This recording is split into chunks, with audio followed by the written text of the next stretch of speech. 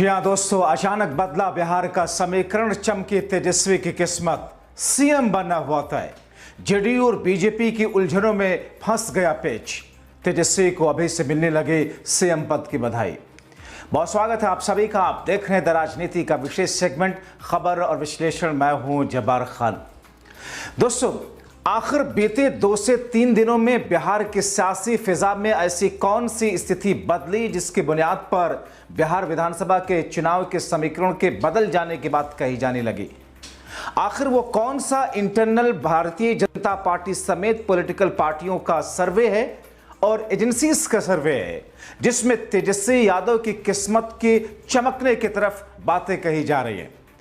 आखिर नीतीश और बीजेपी के बीच में बढ़ती हुई दूरियों और चिराग पासवान के साथ में नई उलझनों के बीच में एनडीए का पेच कैसे फंस गया? इंडिया गठबंधन की बल्ले बल्ले कैसे 2025 के विधानसभा चुनाव में होने जा रही है? और यूं क्यों दावा किया जा रहा है कि 150 सीटों के आसपास इंडिया गठबंधन का जीतना इस बार तय माना जा रहा है?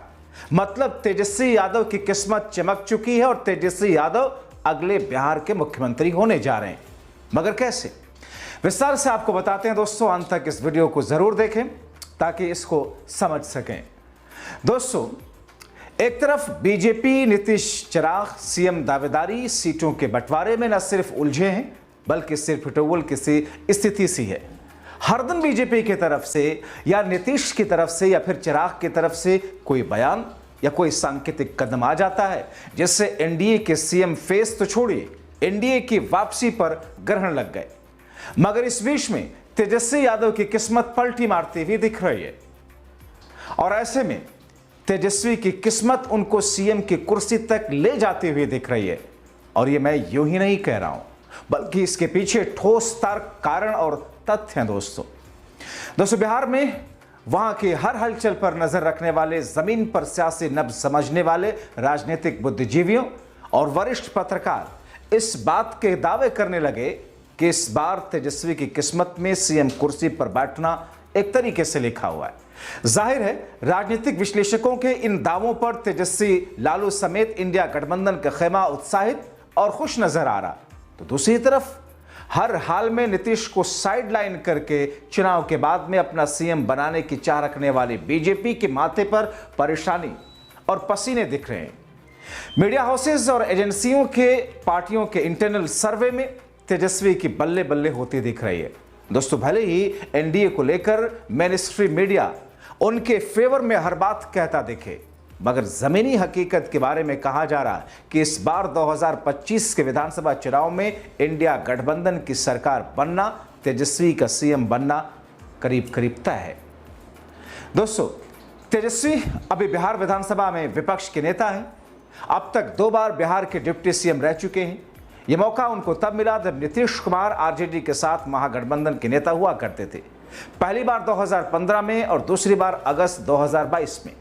लोकसभा चुनाव 2024 से पहले नीतीश कुमार फिर से पलटी मार करके एनडीए में चले गए और तब से अभी तक वो जब भी मौका मिलता है ये दोहराना नहीं भूलते कि गलती हो गई थी, अब नहीं होगी और अब वो कहीं नहीं जाएंगे। लेकिन महागठबंधन के दरवाजे अभी भी नीतीश के लिए बंद नहीं है। दोस्तों, ये एक ऐसी स्थिति है जो बिहार की राजनीति को दूसरे प्रदेशों से अलग करती है। आरजेडी नेता लालू प्रसाद यादव कह चुके हैं कि दरवाजे हमेशा खुले हैं। लोकसभा चुनाव तक तेजस्वी यादव इस बात का पूरा ख्याल रखते थे कि नीतीश कुमार के खिलाफ कभी उनके मुंह से कोई विवादित बात ना निकले। एक लिहाज तो दिखता है, लेकिन अब पहले वाली बात नहीं रही। काफी दिनों से तेजस्वी यादव लगातार बिहार सरकार पर आरोप लगाते हैं। बिहार में कुछ रिटायर अधिकारी और चंद नेता सरकार चला रहे हैं। कानून व्यवस्था से लेकर के अलग अलग मुद्दों पर तेजस्वी यादव बीजेपी जेडीयू सरकार को घेरते रहने वाले तेजस्वी नाबालिग से रेप पीड़िता के परिवार से भी मिलने गए। तेजस्वी यादव ने कहा कि मैं सरकार से मांग करता हूं स्पीडी ट्रायल कर दोषियों पर अविलंब सरकार कार्रवाई करे। बिहार में मुजफ्फरपुर से पटना के पीएमसीएच अस्पताल में रेफर की गई नाबालिग रेप पीड़िता के समय से इलाज न मिलने पर मौत हो गई। अब लालू परिवार की तरफ से नीतीश कुमार की सेहत पर भी सवाल उठाए जाने लगे और वो भी बार बार। राबड़ी देवी तो यहां तक कह चुकी हैं कि जब कुछ नहीं हो पा रहा तो बेटे निशांत कुमार को ही मुख्यमंत्री बना दे। अव्वल तो तेजस्वी यादव हमेशा ही जन स्वराज पार्टी के नेता प्रशांत किशोर के निशाने पर रहते हैं, लेकिन नीतीश कुमार के मामले में दोनों का रुख एक जैसा ही नजर आता है। अभी से ठीक पहले जब नीतीश कुमार महागठबंधन में थे, लालू यादव की तरफ से तेजस्वी यादव के लिए मुख्यमंत्री की कुर्सी खाली करने का खूब दबाव बनाया गया। कई आरजेडी नेताओं की तरफ से भी ऐसी मांग हुआ करती थी और अब दबाव भी बनाने की कोशिश होती रही है।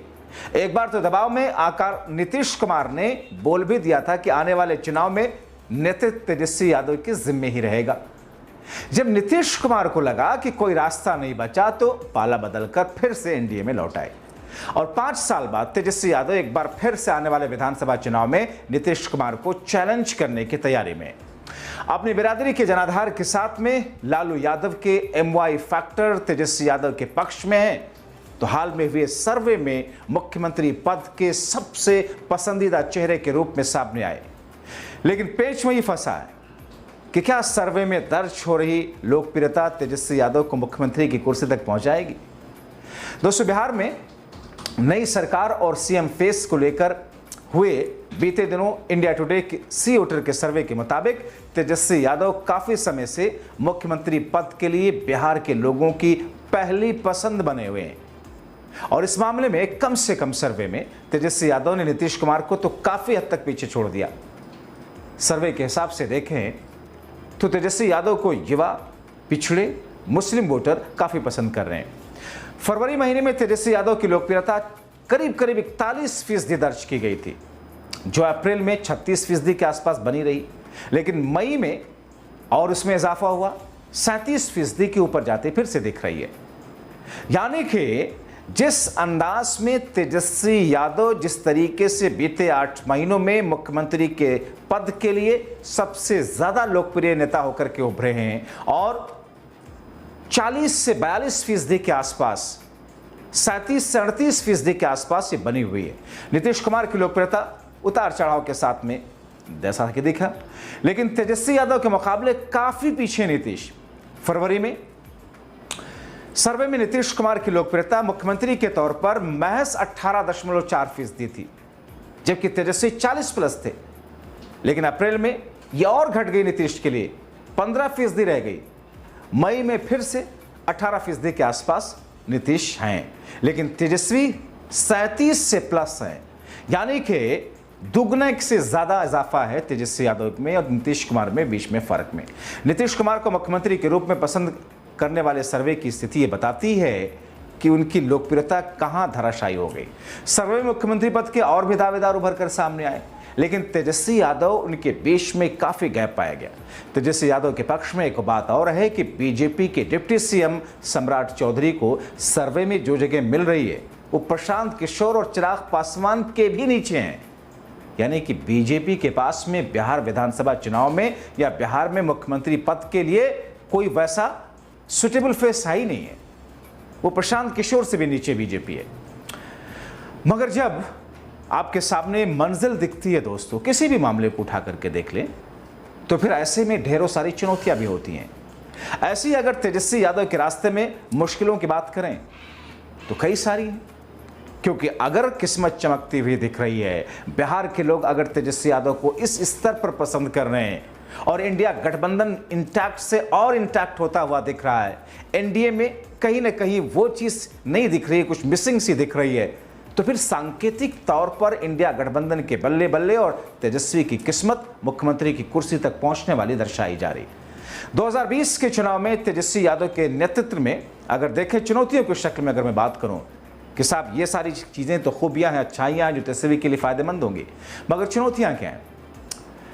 2020 चुनाव में तेजस्वी यादव के नेतृत्व में महागठबंधन को सबसे ज्यादा सीट मिली, यानी कि तेजस्वी ने अपने दम पर आरजेडी को 75 सीटों पर पहुंचाया। तब नीतीश कुमार की पार्टी जदयू महज 43 सीटों पर पहुंची थी और बीजेपी तेजस्वी के बाद दूसरे नंबर पर 74 पे थी। बिहार विधानसभा में अभी भी स्थिति देखी जाए तो आरजेडी के पास में सबसे ज्यादा 80 विधायक है, बीजेपी के पास 77 विधायक है, जदयू के पास 45 है। 243 सीटों वाले बिहार विधानसभा में बहुमत का नंबर 122 यानी कि आधे से एक ज्यादा होता है। तेजस्वी यादव के पक्ष में सबसे बड़ी बात फिलहाल लालू यादव के बिहार में मौजूदगी है। बशर्ते चुनाव तक यूं ही बनी रहे। 2020 के चुनाव में वो रांची जेल में थे। अब जिन चुनौतियों का जिक्र और जिन चुनौतियों की बातें की जाती है, मैं आपके सामने कुछ बातें रख दूं। तेजस्वी यादव के सामने सबसे बड़ी समस्या घर में खड़ी हो गई हाल में। घर में नए मेहमान के आने से खुशी का माहौल तो है, लेकिन तेज प्रताप को परिवार से बेदखल किए जाने का असर कितना होता देखना होगा। हो सकता है तेज प्रताप प्रकरण का चुनाव में कोई असर ही ना पड़े, या तब तक माफी के साथ में मामला खत्म कर दिया जाए, लेकिन अभी तो ये समस्या बनी हुई है जिसे बीजेपी और विरोधी भुनाने की कोशिश में है। दूसरा, एक बड़ी समस्या है कि कांग्रेस का सही से साथ ना दे पाना और राहुल गांधी का आरजेडी के वोट बैंक को कांग्रेस के पक्ष में करने की कवायद भी एक तरीके से देखने को मिली कई सारे लोगों की निगाह में। जो लोग चुनौतियां बता रहे हैं वो इस तरीके से इसको दर्शा रहे हैं।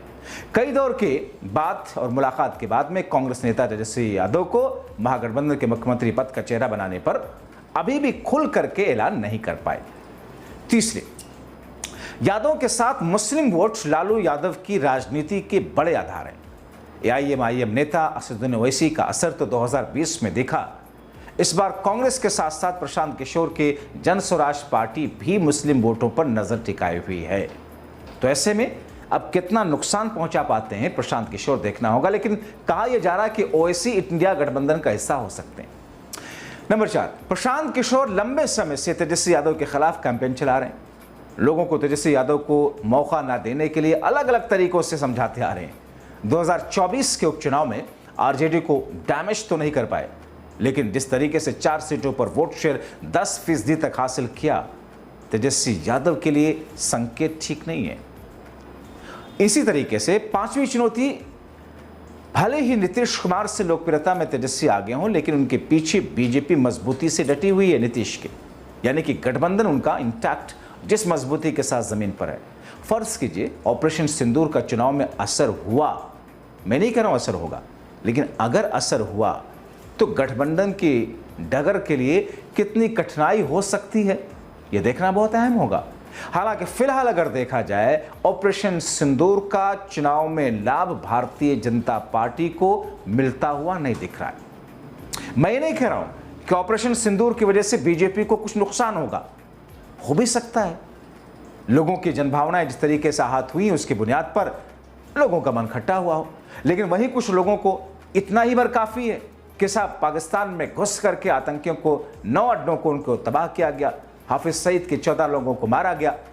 इस पर कुछ वोट बढ़ भी सकते हैं, दूसरी तरफ सीज फायर से वोट घट भी सकते हैं। तो ऐसे में माना यह जा रहा है कि इसका फायदा कितना होगा या नहीं होगा, कुछ कहा नहीं जा सकता। नुकसान हो सकता है या नहीं, इसके बारे में भी कुछ नहीं कहा जा सकता, क्योंकि ये सब जनता पर डिपेंड करता है। लेकिन बिहार की राजनीति को नजदीक से देखने वाले, कवर करने वाले, रोजाना पैनी निगाह रखने वाले बता रहे हैं कि ऐसा लग रहा है कि बिहार में तेजस्वी की किस्मत चमक रही है, क्योंकि सर्वे में जिस तरीके से लगातार तेजस्वी अपनी पोजीशन बनाए हुए, यानी कि जब इस साल की शुरुआत में सर्वे हुआ 41% के आसपास उनके बतौर मुख्यमंत्री उनके लिए लोगों का समर्थन था। अभी भी बीच में जो सर्वे हुआ कुछ कम हुआ, लेकिन फिर से मई महीने में अभी भी 38% के आसपास है, जबकि नीतीश कुमार 18% पर है। तो फिर ये सोचा जा सकता है कि आने वाले दिनों में बिहार में चुनावी समीकरण किस तौर पर और बदलेगा, और ये सिर्फ तेजस्वी के लिए नहीं, इंडिया वर्सेस एनडीए के लिए भी कुछ ऐसे ही समीकरण जमीन पर दिखने शुरू हो गए। आगे क्या कुछ होता है देखना बहुत महत्वपूर्ण होगा। फिलहाल आप क्या सोचते हैं, अगर खास तौर पर अगर आप बिहार से ताल्लुक रखते हैं, अपनी राय कमेंट बॉक्स में जरूर लिखें। अंत तक वीडियो देखने के लिए शुक्रिया।